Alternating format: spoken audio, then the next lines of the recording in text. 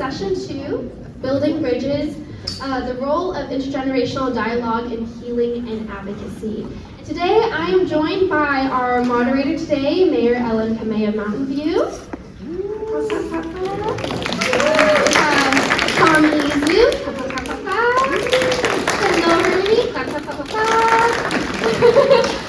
Kobe, Lopez. We have Chris Kubo and Dan Kubo. And so this session, we were asked to have this session kind of focus on specifically the mural project. So if you go to our next slide here, if you've scanned our QR code, if you go to slide 4, we have pictures of a bunch of students here. And I shared a little bit earlier in our plenary session today about kind of how this project emerged. Thank you for bringing waters. I shared a little bit about how this project has really emerged through generations of student activists who had this vision of what Remembrance means for our campus. And in thinking on that same thought line, I thought, well, I could have 45 minutes presenting on intricacies of campus and how to get a public art mural to be installed, or I could have an amazing panel of intergenerational activists who are currently doing work in the community to share more about their work in the line of this role of intergenerational work as we continue to advocate for institutional change, for justice, and so this is our panel here, and thank you so much again for being part of this and being in this space and in this dialogue. And I want to turn it over to Mayor Ellen Kamei, who is an amazing leader here and just an advocate for us and also a role model for a lot of us young people who are trying to make change ourselves. Everyone, let's clap for Nina. Nina. Hi, good afternoon. Thanks for picking the best breakout session. I'm really, really honored to be able to moderate this esteemed panel. And we thought before we get into some questions, we'll just have everyone briefly introduce themselves. As was mentioned, the QR code here has panels and our bios. But I thought, let's just do that, and then we'll kick off our discussion. So we'll start with Tom. Thank you, Nina and Ellen. It's a pleasure to be here. I'm Tom Isu, and I've been involved in local history work through the California History Center at Chianza College for many years, and I've been active in the San Jose Japantown community over the past 40 years in organizations such as the Neo Monte Outreach Committee, the UI Kai Senior Center, Japanese American Museum of San Jose, and San Jose UK Sisters. Through all of this, I've always been concerned about intergenerational connections and disconnections in our community.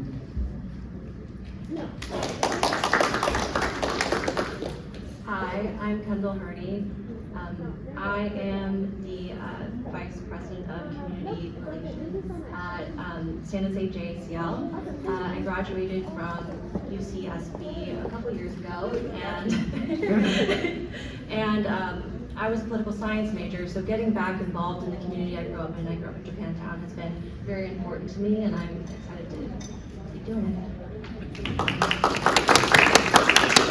Hello everyone, my name is Antonio Kobe Lopez. I am from Eastside San Jose, but I went to Dharma School, Judo, Temple in Japantown, so it means a lot to me in the Japanese community here. I graduated from UC Berkeley 2 years ago now, I think, and I currently work with the South Bay Labor Council as a political organizer, working with labor unions and labor rights. Hi, I'm Christine Yasuda Kubo. People call me Chris. I graduated from San Jose State in 1974. Both my husband and I were here to,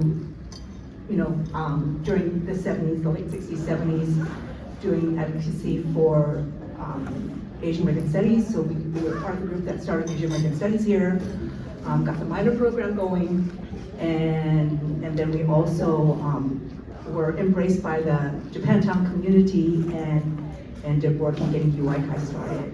So after that, in 1974, we got married and moved to Cortez, California, in the Central Valley to work on the farm and raise children.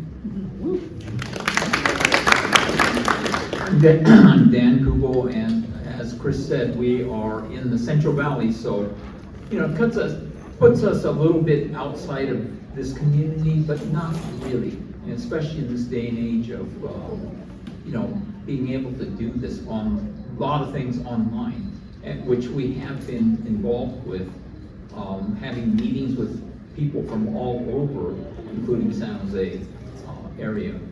And it has been a great thing for us, not to have to travel all the time to meet with other people, see what is going on in other places.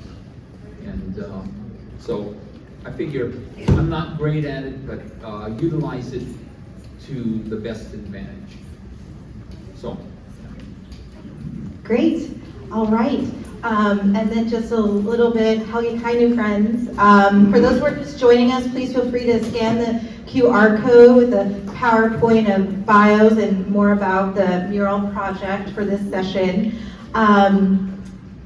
We're just going to start with the dialogue, and I think what's really great is you're seeing a whole swath of experiences, and those who have been involved in the San Jose Japantown community. I grew up also going to things in San Jose Japantown. I think what's really special is you see that people were engaged and involved, and they came back, and they want to keep being invested. So Tom, what is the importance of cross-generational dialogue? I believe the Japanese American community is facing a major transition, one that we will need to navigate thoughtfully and with much openness if we wish our community to continue. Many forces are in play that will impact our community's future, but key right now is acknowledging the disconnection between generations of Japanese Americans. The World War II expulsion and mass incarceration caused the initial disconnection between the immigrant generation, the Issei, and the native-born Nisei generations when the U.S. government anointed the young adult Nisei as the official leaders due to their citizenship status and relegated their Issei parents into a second-class status while in the concentration camps. In addition, post-war period, with many of our physical communities destroyed, we were dispersed and pressured to assimilate. With our collective history and memory seriously damaged, we endured deep personal and community trauma that continues to this day. Cross-generational dialogue is a key part of helping make our community whole again and sustainable. But it's important to understand the cross-generational part and what a dialogue means. Generational differences are laughed at and sometimes made into the basis of successful comedy series. But these differences can be based on stereotypical thinking and tend to silo us in a fun but secluded safe space. But this is not cross-generational. Cross-generational thinking helps us see that each generational cohort is not monolithic, has different subgroups in age, place of origin, experiences, and ethnic and racial backgrounds. Cross-generational means trying to see the connections between generations, even if those connections have been disrupted or severed. It means not ending history after each generation, but letting it flow together in a continuum. The traditional model of intergenerational interaction tends to focus on a one-way process of the elder passing wisdom down to the youth through a story. However, this is not a dialogue. Meaningful wisdom stories are actually created by intergenerational interaction, not by an imaginary, stereotypical old person telling an imaginary, stereotypical young person something wise. They require both the old and the young to be able to reflect on their lives and then share what they think is relevant and meaningful. It's a give and take effort, best found in community and working towards a common goal. I'm going to give you an example of this from my own past, and I think it's very fitting since this is a Day of Remembrance event. In my early 20s, I came to work in San Jose, Japantown, and joined the movement for the fight for redress and reparations for what the government did to my family, my parents, my grandparents. This was an intergenerational endeavor. My generational cohort had to struggle internally to figure out how to help build this movement on a grassroots level, because we knew that it could not be won by just the elected officials and other traditional leaders, because they could not respond to this call unless they had the full support of what was then a very divided community. We knew we needed to work with the Nisei generation, which is my parents' generation, because they were the community leaders at the time and would have to be the voice of the government, of the movement, since they were the ones who directly experienced the camps. The creation of Day of Remembrances came out of this effort to help our community collectively remember and then confront what had happened to us during World War II. In essence, a cross-generational forum that needed to be created, or else we would get nowhere. It took much discussion and a lot of effort from both sides to figure out how to work together. I had many of my preconceived notions about my parents' generation fall by the wayside through all of this. And I think they had to look at me differently too, since they saw me as someone willing to do the work that needed to be done, and not just as some punk kid who didn't know anything. We convinced the older generation that we were serious and wanted to win. They began to trust us, and we were willing to speak, and were willing to speak out, not for themselves, but for future generations. They wanted us to fight for redress in hopes that it would make sure that what happened to them wouldn't happen to anybody else again. I so much wanted to win redress for them and keep this hope alive that made them so determined and fierce. So it is important to remember the Day of Remembrance. We're not formed as a celebratory remembrance activity, but we're a community organizing activity that involve cross-generational interaction, involving timely political discussions, and many other things. If this memory is lost of the origins of the Day of Remembrance, what I worry about is a very important story about cross-generational organizing will be forgotten. Thank you. And I think, Tom, just for those who might not be familiar with redress, I know this is a big question, but can you just share a little bit about redress? So this movement for redress, mainly it was most active in the 1980s, we're talking about, and eventually there were different forces in this movement, but one of the ones that actually won redress for what happens at camp was a legislative process. And a bill was signed, the Civil Liberties Act 1988, that provided monetary compensation as well as setting up a community fund and doing some education work. So that was a really big victory, but it just barely went by. There's a good chance it would not have happened at all because Ronald Reagan was the president and he had said he will not sign it. But for some reason he signed it. We still don't really know why. Great, thank you. I just think that's important, just given the context that we're in now, that many people have been drawing some parallels between that time period. Kendal, how can the role of passing down cultural memory and curiosity about our history help future generations? And maybe you can share a little bit about your personal journey. Thank you. Right, so I think what Tom was saying about, it doesn't just go one way with passing down memories. It's not just, a community elder telling, stories and you're going to just sit there and listen. Especially with internment, I think it's a very difficult thing to talk about for most of our ancestors. My grandparents were interned and their siblings and parents. But it's not something that they bring up. It's not a good story about their friends or something that they just would say. So I think there's an important role that we as the younger generation have in asking those questions too. And, initiating those to make sure that we know what happened, because as we know, a lot of that generation is, is being lost. They're passing away. And so I think it's important for us to do that while they're still here and while they can still tell their stories. It's, I think, incumbent upon us that we also become storytellers, because there's so many people that don't know the story of internment. I know I really never learned about it in school at all unless I was the one teaching it. And that's kind of weird for a high school, middle schooler. But my teachers would ask me, they would be, Kendal, do you know anything about this? Would you like to share stories? As a 16-year-old. And so I think it's important that you have those conversations, that you're curious and you interact with people in order to get answers, so that you can also share with people who don't know, because it's not something often taught in schools. Thank you. And I think earlier during the plenary, Dr. Kwan had talked about, you become the expert, right? Because you're the one in the room, and people think that the lived experience of a Japanese American is all the same. But we're talking about this panel about how it's varied.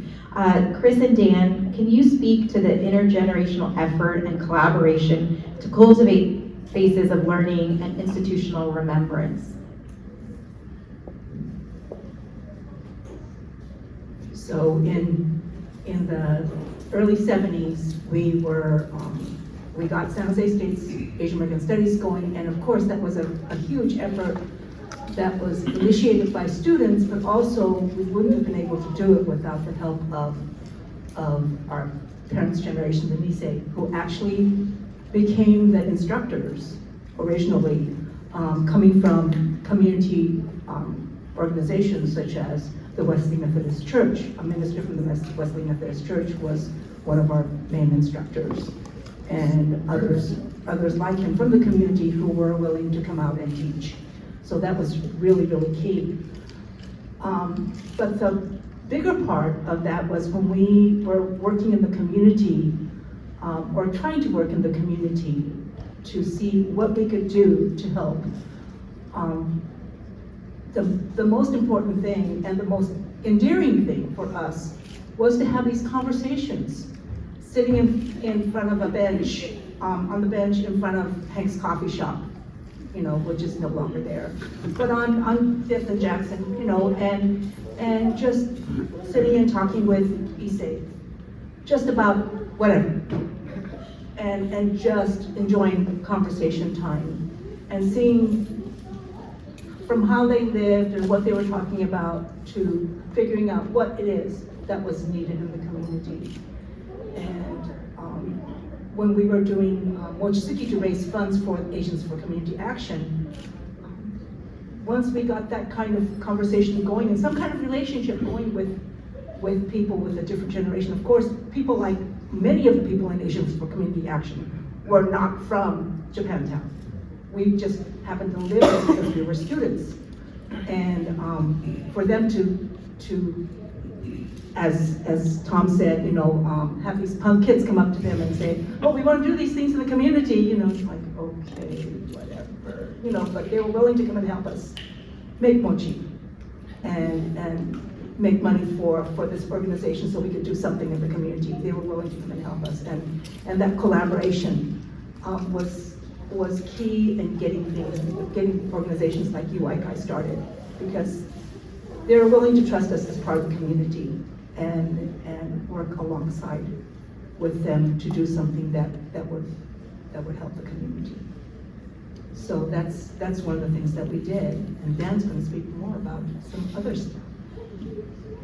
Yeah, you know, we were definitely outsiders to begin with. We had think back to the 70s, if some of you can picture this, but you know, we had long hair. We were what is termed yogores, and some of you understand that term.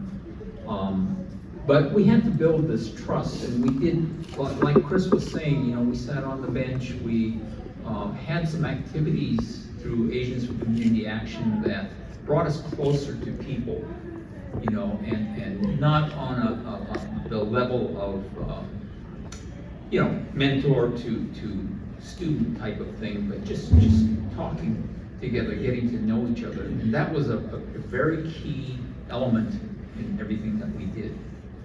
And so that's what helped us really become part of this community. They, you know, I have to say, they were very open, really accepting of us. It really had a lot to do with Reverend Mike Morizono and Reverend Hiroshi Abiko of the Buddhist Church. They took us in, they showed us the ropes of the community, and got us in.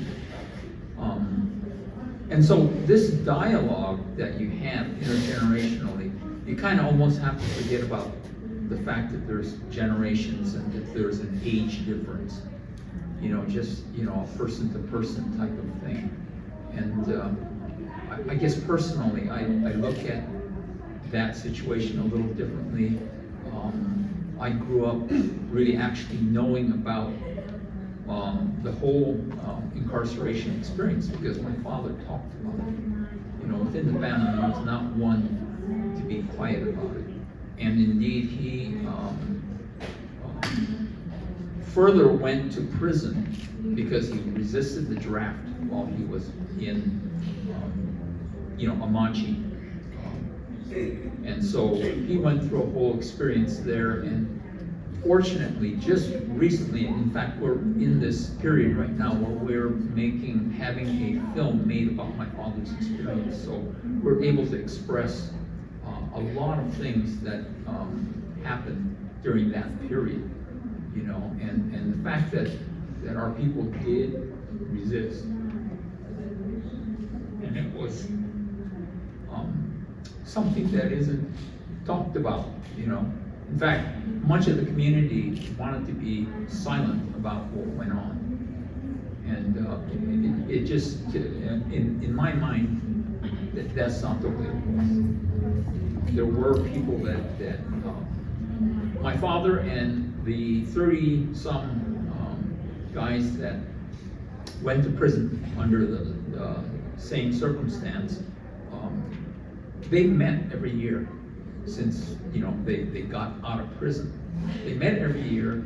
They went to a restaurant or something to talk over old times. And so, it was something that they knew they were right about. There was something wrong with being put in that camp in the first place, and they didn't let it go. And so I'm really happy that, my father gave me that story and made it mine.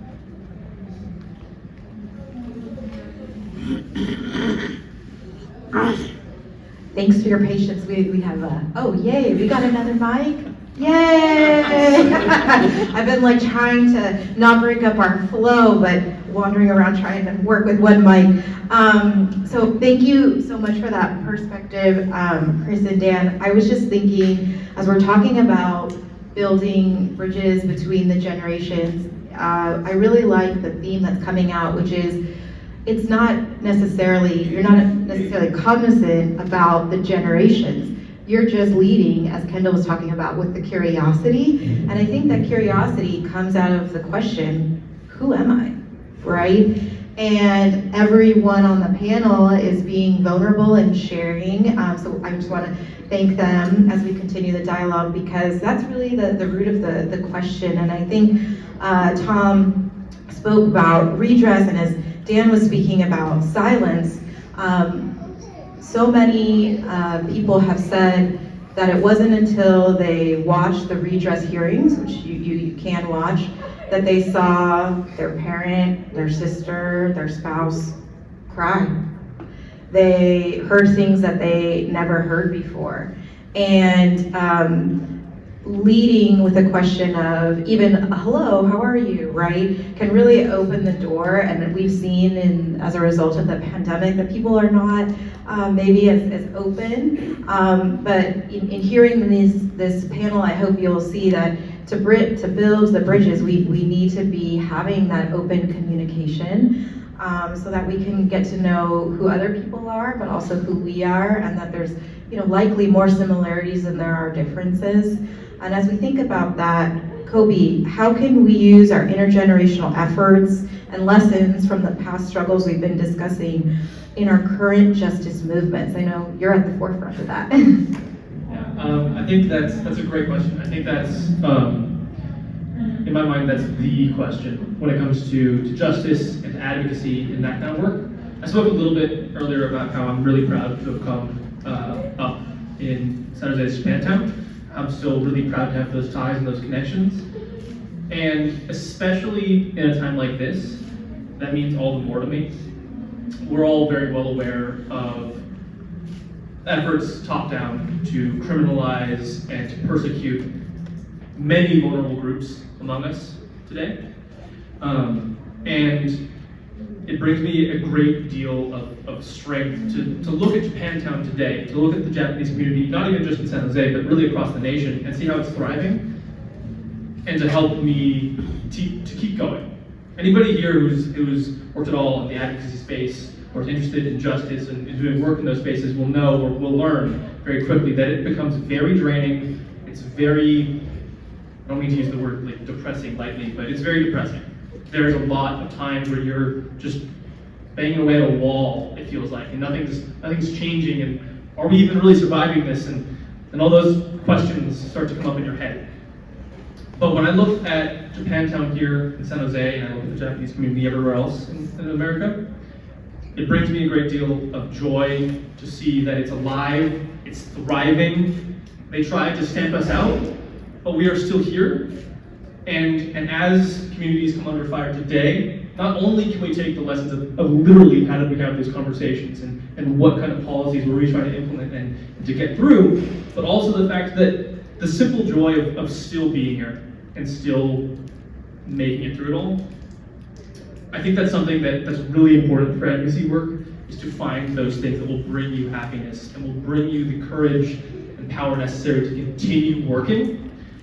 I love what you said about just having the conversations on the bench and speaking with the other generations, the generations before us, not even for any particular purpose of, I need you to answer this question, I need to know about this specific instance, but just having those conversations and really diving into the humanity of our experiences and making those connections to strengthen each other and to continue to be able to do the work that we need to do.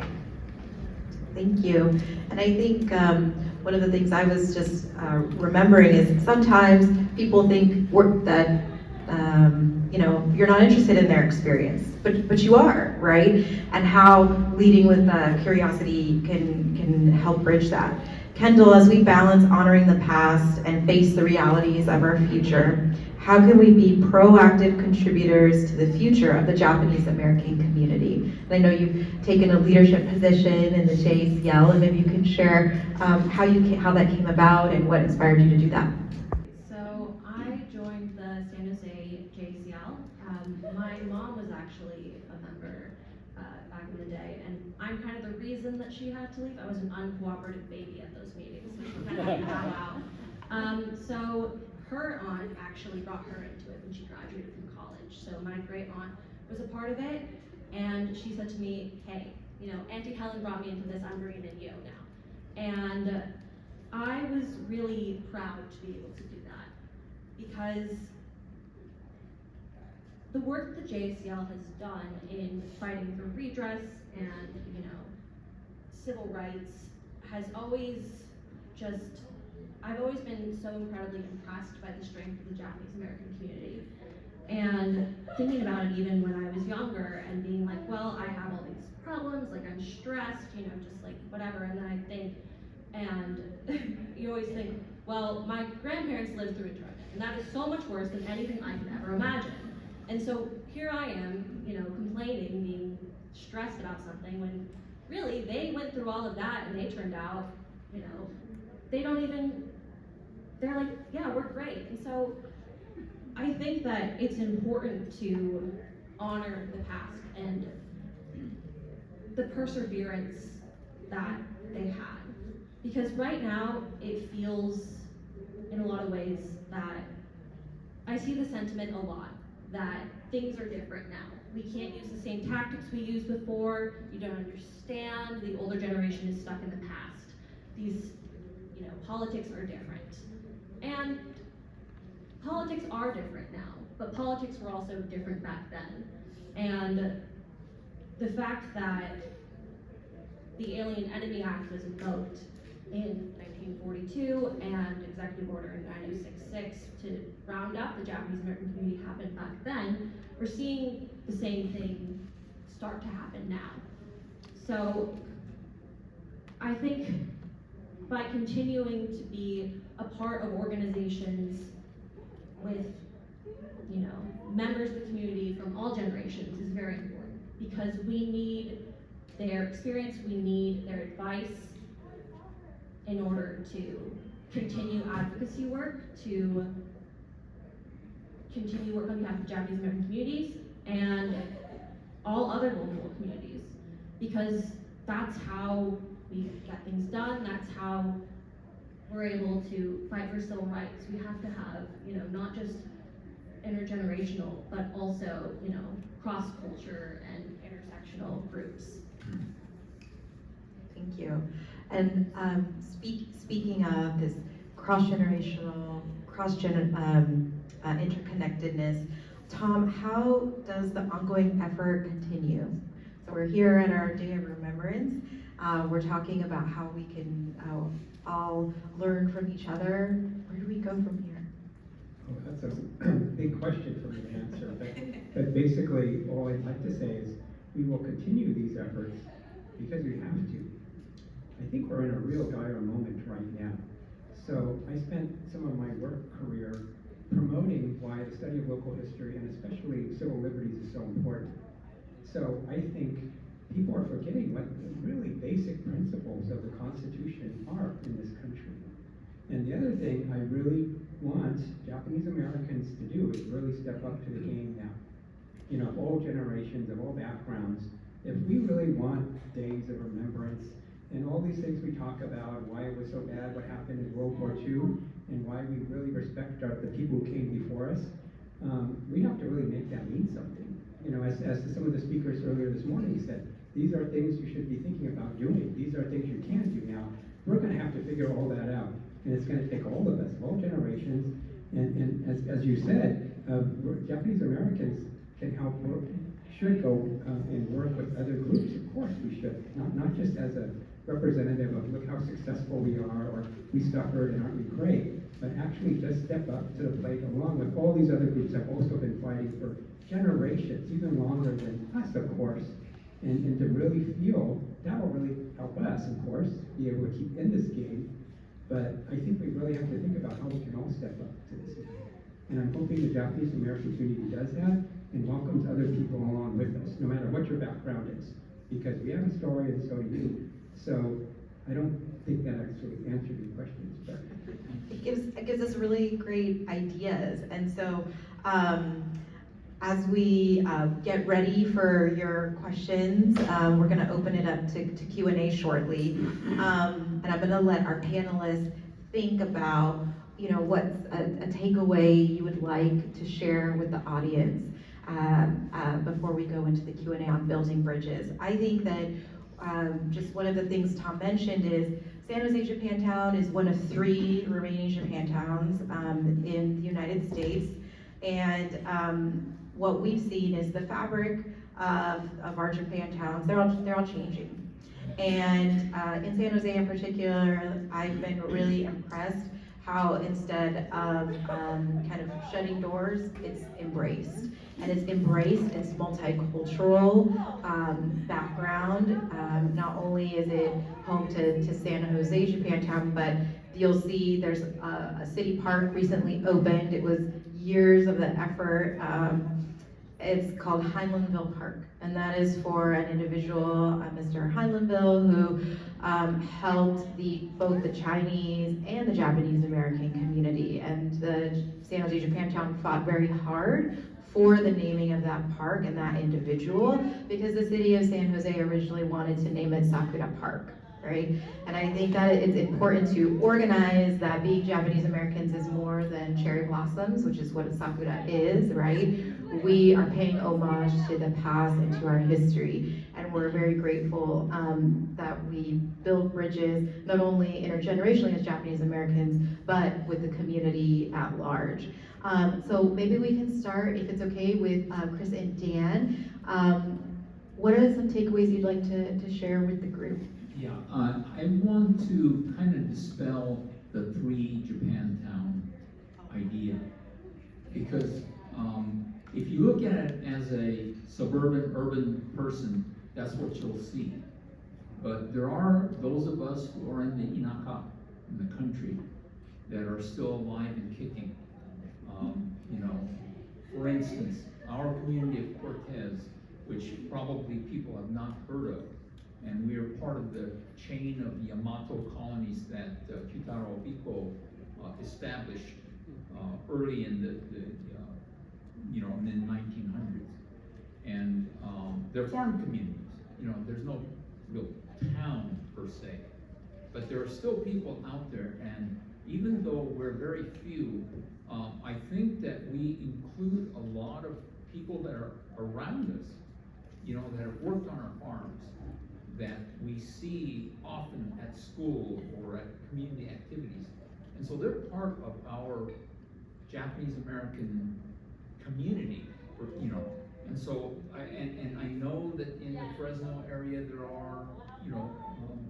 those communities down there. I'm thinking about Visalia, you know.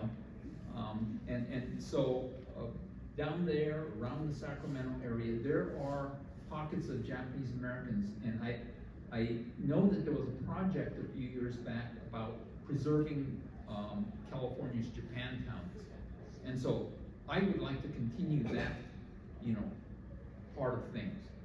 And again, that collaboration with the communities that we're actually a part of, that are around us.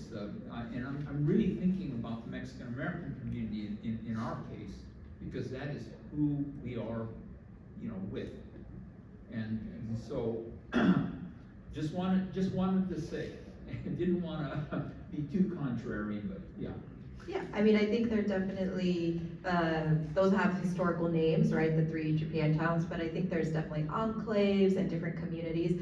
But I think that's also important to say that as a distinction of the erasure, and that people, you've seen it in Sacramento had a Japantown, Chicago had a Japantown, official Japantowns, quote unquote. And so I think it's important to, as you're saying, there's different communities, but I think the erasure part, right, of not talking about the things we don't want to see is also important. Yeah, why are they not here? Right, now? yes, exactly. Asking the question and leading with the curiosity component.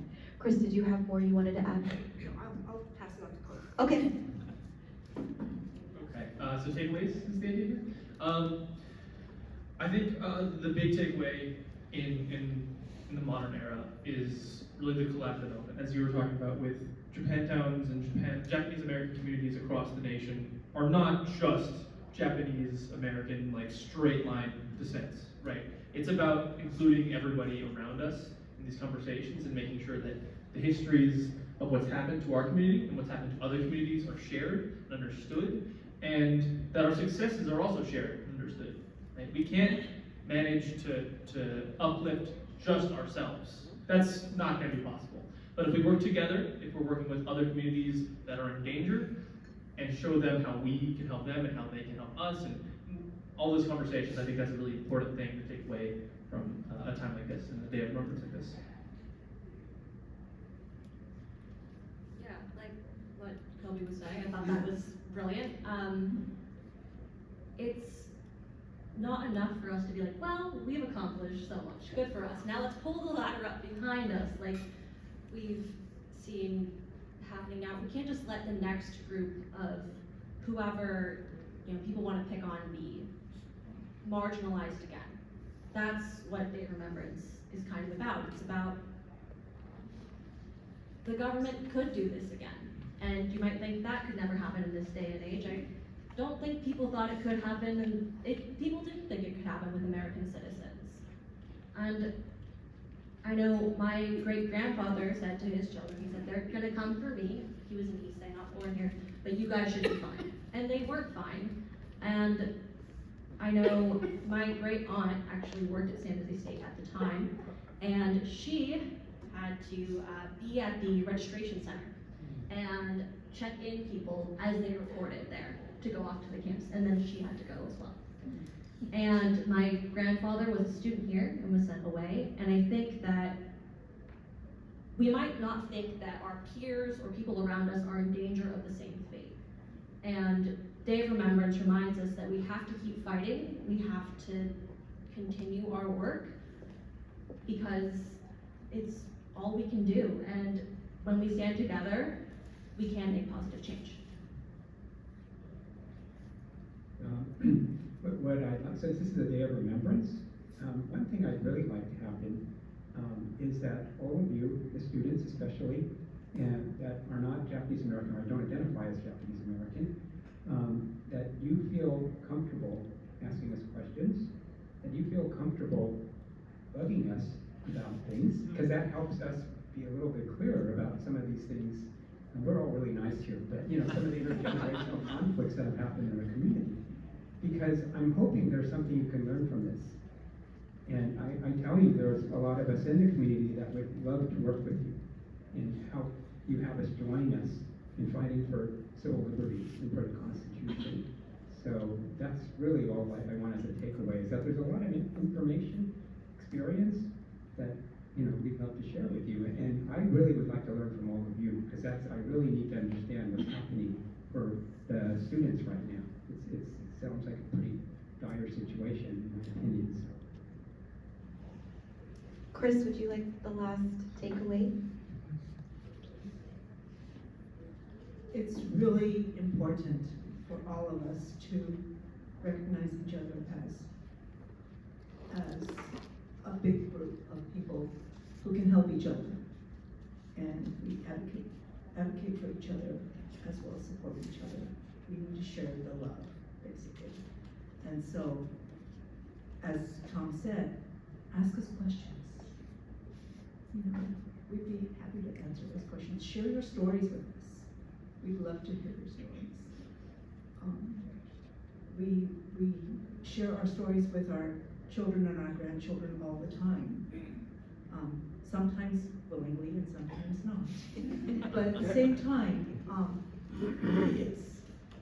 it's again heartwarming to be able to make those connections all the time. So please, let's all work together. What a perfect note to end on. Can we just give our panelists a round of applause?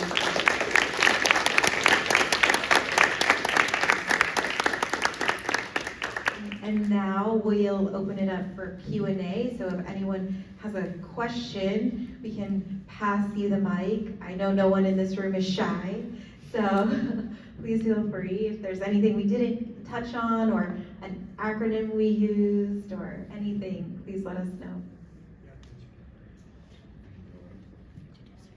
And it can be for everyone, it can be for one person, however, we're open. So my name's Justin. I'm a recent graduate from San Jose State. I graduated Asian American minor, actually. So thank you, of course.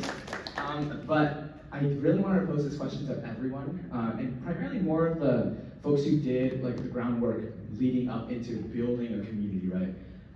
As someone who recently graduated and has been very active in going into the community and really building out the community, I have done those conversations, sitting down with the first generation of Asian Americans who might not have a full grasp as to like what the American quote unquote culture is, especially background. I'm a Vietnamese American, and growing up, there's a lot of conflicts, right? Especially within our community, very much so, and as well as growing out into the second generation where I am now. So I guess my question is, on top of the intergenerational contact between the first generation and how they grasp Americanness, as well as students in my generation, or my age category, those who recently immigrated into the United States as well. How do you really navigate those relationships, especially if you're trying to build a community here where you've grown up in, and folks who are outside of the community who come here at your age or at your age group, they really don't understand how it means to work with other first generation Americans as well. I don't know if I can answer that. Duh. I mean, anybody else have some ideas about that? As usual, I do not have answers, but what you said really resonated with me, because when I worked at Gianza College, I met Vietnamese American students, and they're like, the parents were refugee immigrant status, and the kids were now U.S., born in the United States, or grew up in the United States. And it just struck me that some of the questions they were telling, problems they were having with their parents, and trying to figure out who they were going to do, what they're going to be, and what kind of future they had, sounded a lot like what I learned from my parents, who were Nisei, that would be like your generation, and the Nisei parents.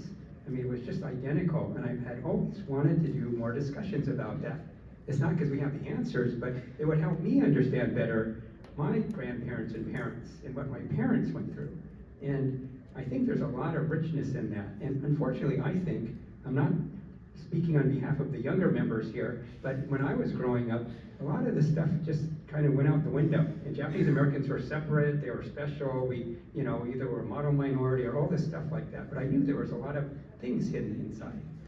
So, like I said, I don't have an answer, but I think you're onto something that would be really good for us to have more discussion, because I think a lot of, within the Asian American community, there's a lot of different experiences, and that would really help us really start thinking more, and also learn how to work together more too, because we're not so different in a lot of ways.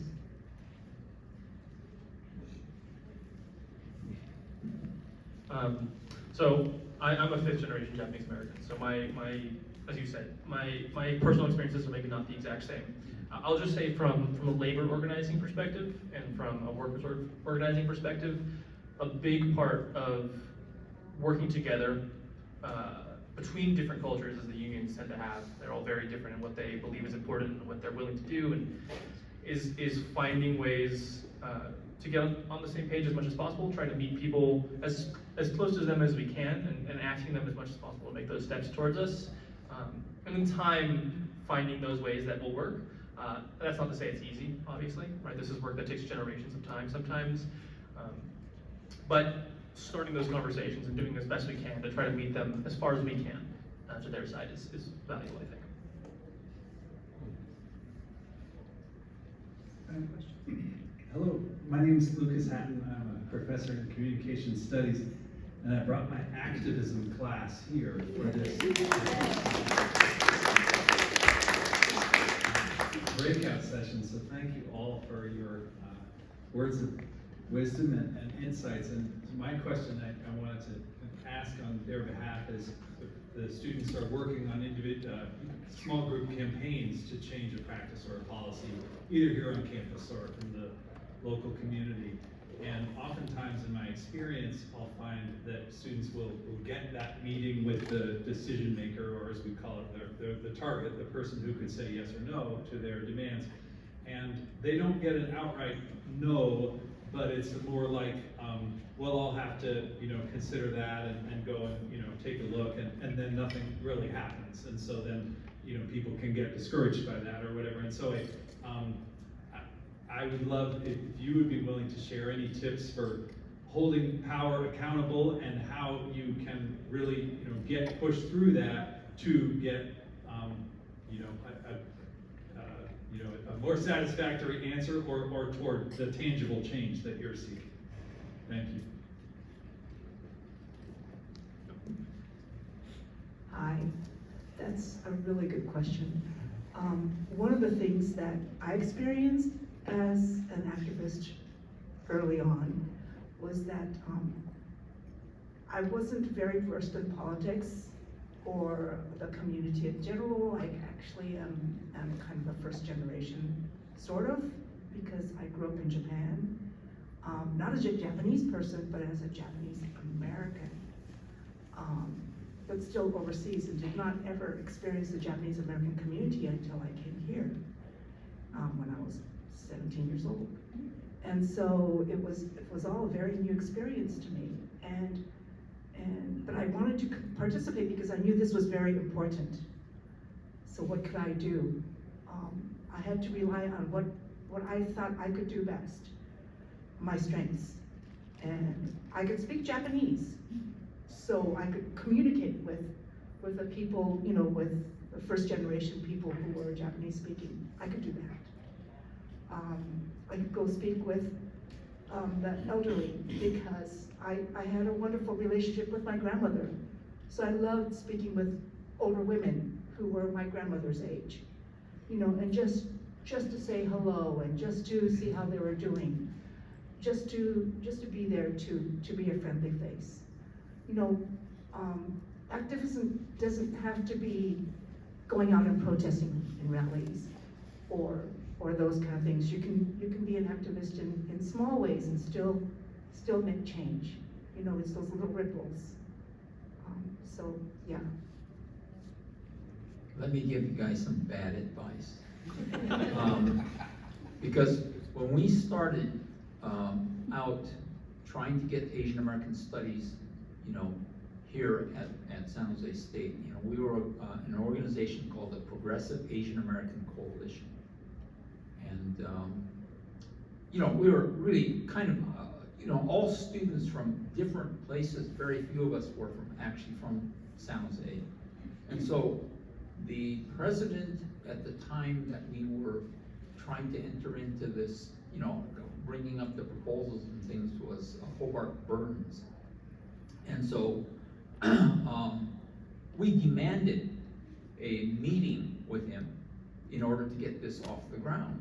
And so we walked into his office with the end of a pool stick, and tried to be as intimidating as possible. You know, we kind of tried to shove our weight around. We must have looked ridiculous, I don't know.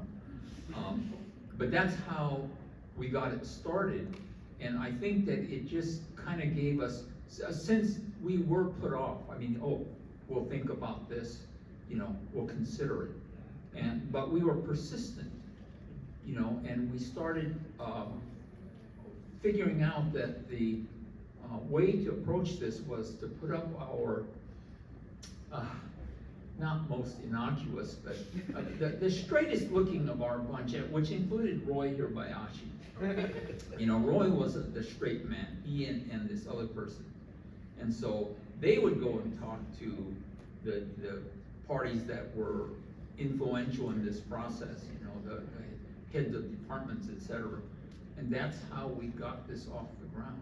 And I'm really kind of amazed that it actually did get off the ground at that point. But it took 50 years for this to become this program, and it's really kind of amazing that it took that long. And I really have to hand it to Nina and to Yvonne, you know, for being persistent and seeing this through. Thank you very much. Again, I won't answer your question directly, but my experience in this kind of politics is really focusing on the grassroots, because as I mentioned, the redress movement, we had to organize our community in order to show that we're united to support redress for our community. You probably should ask one of the elected officials here what would influence them. But what I just wanted to say, though, is kind of an example, is one of the groups I belong to is called San Jose Nikkei Resistors, and it is starting a coalition, instead of starting with Japantown, called Neighbors Not Enemies. The point of it is to oppose the Alien Enemies Act, the use of the Alien Enemies Act that Kendal mentioned, an archaic law that the current administration is saying, we're using that as a basis to be able to deport people out of this country. And of course they're saying they're criminals or evil and all that stuff. So I want my community to unite and say, you may not do that. That's an absolute insult to us. That's what happened to my grandparents. You used that against them, and it arguably led to the Executive Order 9066. So obviously this isn't just about Japanese Americans, but we're starting by organizing in the community we know, and then work with other groups, because they're not coming after us. They're going to come after all the other neighbor communities out there. They already are doing that. So that's kind of a way to build pressure, right? And then other people will join in, I think. So I'm doing what I can in the community that I know to start it off. The other thing, something a professor told me once was run for office yourself. If you're not getting satisfactory answers, one day you can run for office. And he said that especially to the young women in the class. It was a Congress class, and he said, how many of you want to be an elected official one day? Mostly men. And he said, to the women in this room, think about it, because oftentimes you count yourself out. And you may not think it right now, but you could, if you have all these ideas and you're already going to those elected leaders, maybe one day you can be a decision maker too. And yeah, I think that's quite important. As we can see through our lovely mayor here, you can make a big difference in the world. We've all spoken on this, so I'll be real brief. The big takeaways I've gotten so far in my time with the labor movement in terms of advocacy and activism is really two things that I'll distill down, and it's first, take yourself seriously, right? It's important that you recognize that what you're talking about is important and it does need to happen. And when decision makers see that sort of confidence and that sort of strength of argument, sort of strength of spirit, they take you more seriously, and that's always important. And then second is, it takes a continual pressure, not just in that meeting, but leading up to it, after it, until that decision is made as to where is this decision? Where are you in the process? You need to let me know like where it is right now. until it happens. And in that case, and once it does happen, to celebrate those decision makers, thank them for their time and their efforts, so that they're more willing to work with you going forward on other decisions that need to be made and other changes that need to be addressed. So I think we're at time. So I want to be respectful of everyone else's. So should we do one more question? And I'm looking at Nina. Okay, we'll do one last question and then we'll wrap. Yes. So the first is a comment related to redress. Before coming to San Jose State, I was a pharmacist, paid off the mortgage, and decided to do my retirement by majoring in Japanese, minoring in photography and RTBF. So for photography, digital photography, we had 17 students had a gallery exhibit. I was the only one that had TV. Most of them had displays of photographs or sculptures. And I did 100 years of the Japanese American relocation in 6 minutes, before, during, and afterwards, with 4 kinds of music and my narration. And I have a photograph of President Reagan announcing the redress. It ends with the memorial in Washington, D.C., honoring. It has a place for every one of the camps. And if you've gone and honoring the 442, it has placards of every soldier that died to make us free. My question, and I can table it, is cultural. Can I ask a cultural question? So on Saturday from 6 a.m. to 8, if you're awake, you can listen to 90.5 FM or ksjs.org and hear me, DJ Seiji, playing the sounds of Japan. So if any of you have any music you'd like to hear, I've been playing a lot of taiko, koto, shakuhachi, and Japanese voice, and I'm always interested in getting more contributions. But I was thinking that there's a tie between awareness and the awareness with honor, and then getting those two allied with you politically. So I think that slowly, with some professional Japanese athletes in basketball and baseball, we're slowly getting that recognition that Asians can play basketball and tennis and other sports. So changing the stereotype.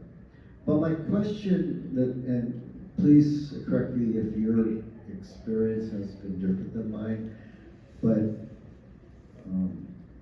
all my hyphenated American friends, Indian American, Mexican American, Chinese American, can speak 2 languages, their mother tongue and English, except for my Japanese American friends. They only speak English. And I was wondering if there is something that can happen to reverse that.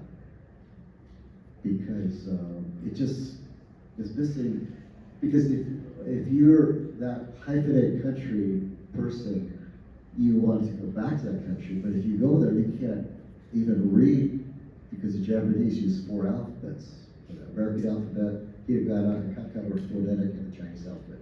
So that's my cultural question. Okay, thank you. So I think the summation of that question is maybe, what do you all see could be, we could all do on the cultural aspect of being able to speak the Japanese language, or maybe you could share your own experience. I'm happy to share mine, but if you all have one, that'd be great. Really quickly. So my experience, I understand what you're saying, and the fact that I did study Japanese, but I can't speak it, and it does, it makes me really sad. And I'm going to share something with you embarrassing. I've never been to Japan, but that wasn't because I didn't want to go or hate it or anything like that. But when I was younger, the main fight was that we should be recognized here in our own country. You know, this is our history, and stop trying to confuse us with being somehow not belonging here as a foreigner or something. So that, I'm not saying that's correct and what you're concerned about isn't correct. I'm just saying that was my mindset. So it's a little bit different, but I do understand what you're saying. And there's a whole lot of cultural work that has been done through our Asian American community that I think gets at part of what you're saying, to kind of uplift everybody, you know.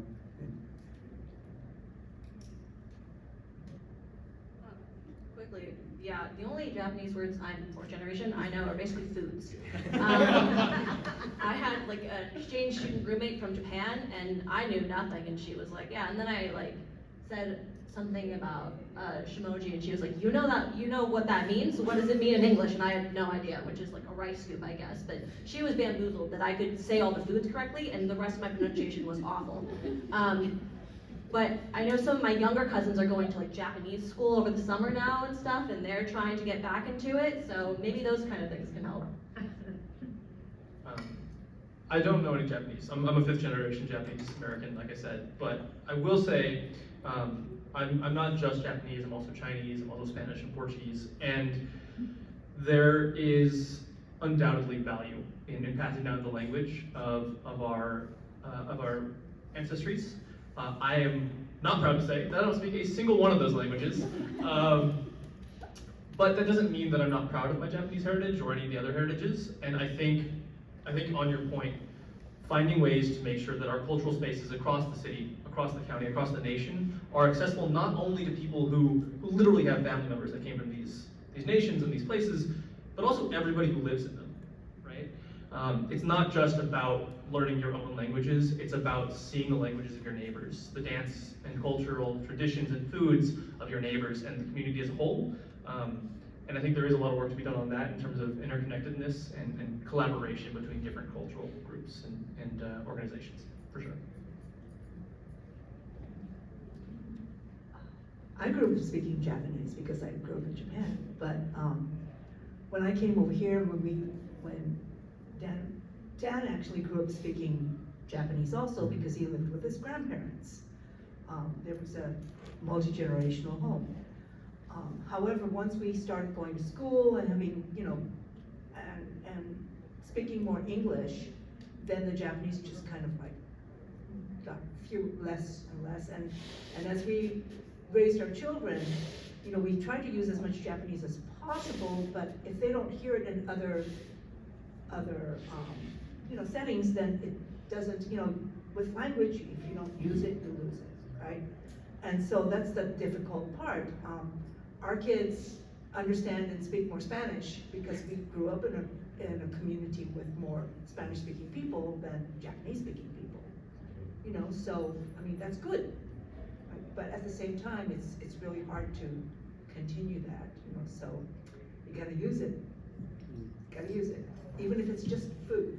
You gotta use it. I'm illiterate in 3 languages.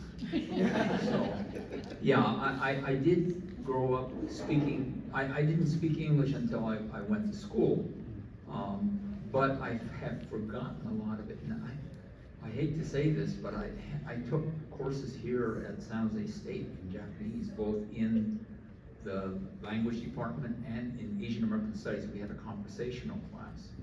And so, I attribute it to bad wire work.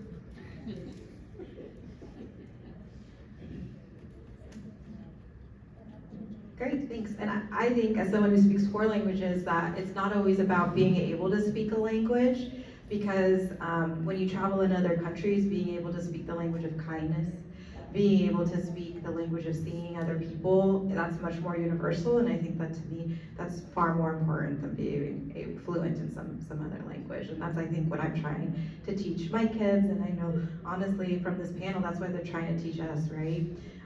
Let me thank our panel once more. Thank you all for joining us.